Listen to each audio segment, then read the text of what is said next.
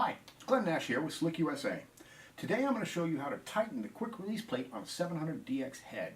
If your quick release plate spins when the lock lever is locked, then you need to tighten your quick release plate. And I'm here to show you that today.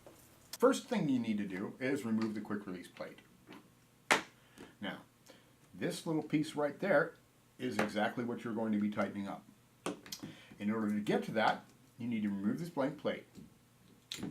Once you remove the blank plate, set it off to the side because the adhesive is still good. Then, on the side of the head right here, that you will see a tiny little hex screw.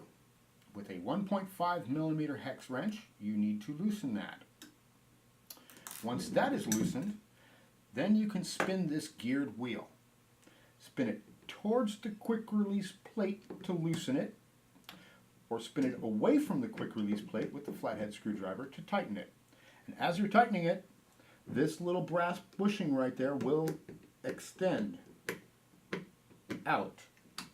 Now, once you have it tightened, you'll see this brass bushing as it's protruding further. Replace the quick release plate, drop it in there, lock it down, and then spin it. If it doesn't spin, you're good to go. If it doesn't spin, then you can replace the blank plate and retighten the hex screw.